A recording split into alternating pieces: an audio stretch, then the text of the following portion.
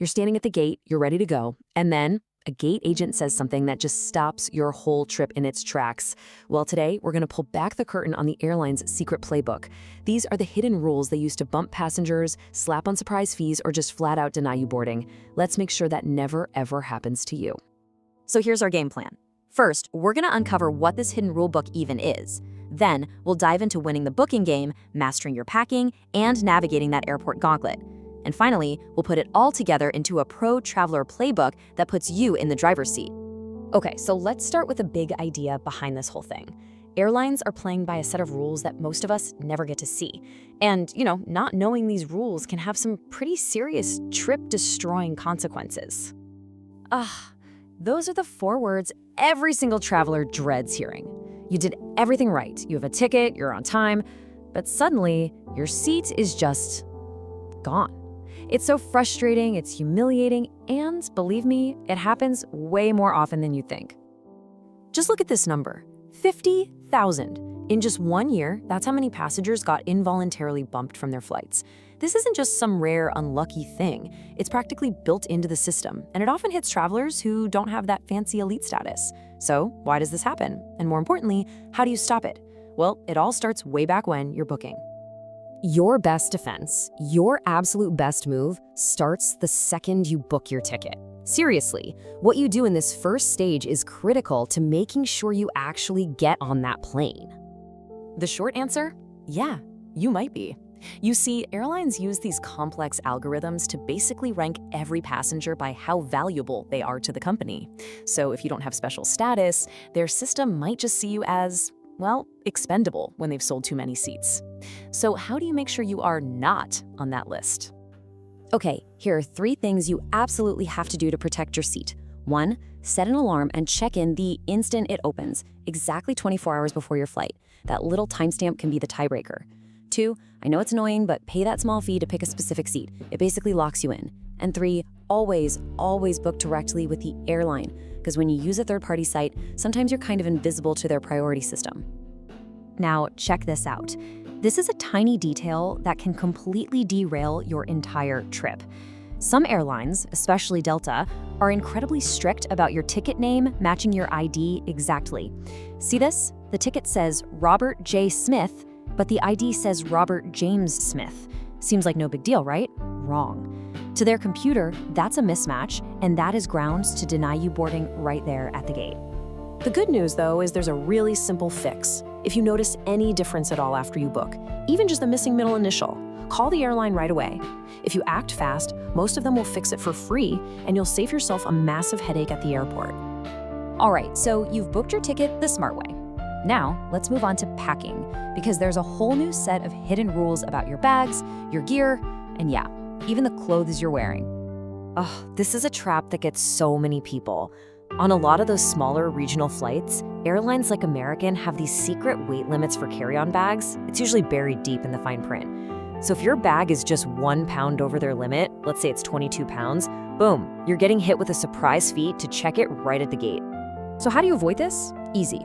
First, weigh your bag at home and give yourself some wiggle room. Second, pack your absolute must-haves, like medication and chargers, in your personal item, which they almost never weigh.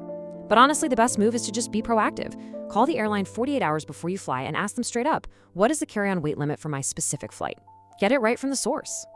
Now, here's a rule that can literally stop your trip before it even begins. If you travel with certain medical devices, all the major airlines, Delta, United, Southwest, they require you to get pre-approval. And here's the catch. You have to call them 48 to 72 hours before your flight. Most people have no idea and only find out at the gate when it's way too late. So here's how you build yourself an unbreakable defense against this. When you call and get that pre-approval, ask them to send it to you in an email. Then, print out a copy and also snap a photo of it on your phone. That way, when you get to the gate, you have 3 forms of proof. You can just show it to the agent and there's nothing for them to argue about. Zero friction. It sounds absolutely insane, but the answer is yes, it really can. American Airlines, for example, has this super vague policy for its premium cabins that bans inappropriate attire. So you could have spent thousands on that first-class seat, but if a gate agent just decides your clothes aren't up to their standard, they have the power to move you to the back of the plane. To avoid that kind of ambush, here is the insider move. Don't guess. Call the airline's special VIP or premium services desk before your flight and ask them directly about the dress code for your cabin. Get a clear answer ahead of time, and you totally bypass any potential confusion or, personal judgment from the staff at the gate. Okay, let's fast forward to the day of your trip. You're at the airport, you've done everything right so far, but there are still a few last hurdles to clear in what I like to call the airport gauntlet. You'd think a mobile boarding pass is all you need, right? Well, some airlines, like Spirit, can actually reject them if their scanner doesn't like it for whatever reason. This is why you need backups. The smartest strategy is to have your pass ready to go in the airline's app, but also carry a printed paper copy and have a PDF of it saved in your email. With 3 options, they simply can't turn you away. Now, this is something almost nobody talks about. An airline like JetBlue might put a flag on your file for some tiny incident on a past flight. I'm talking something as simple as moving your bag in the overhead bin while the plane is taxiing. That little flag can stay on your record for years and lead to you getting extra scrutiny the next time you fly. So what do you do about that? Well, if a crew member ever corrects you for something, politely ask them to clarify the exact policy. That creates a record. Then, if you feel like you're being unfairly targeted on a future flight, don't argue with the agent, just calmly ask for a supervisor. A supervisor has the power to look at that old note and usually just dismiss it if it's minor. Okay, so we've covered a lot of specific rules, but it really all comes down to adopting a certain mindset. Let's boil everything we've learned down into a simple, powerful playbook that puts you back in control of your travel experience.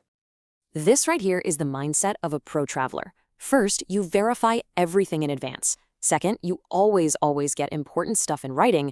Third, you create multiple backups for all your documents. Fourth, you know when to stop talking to the agent and ask for a supervisor.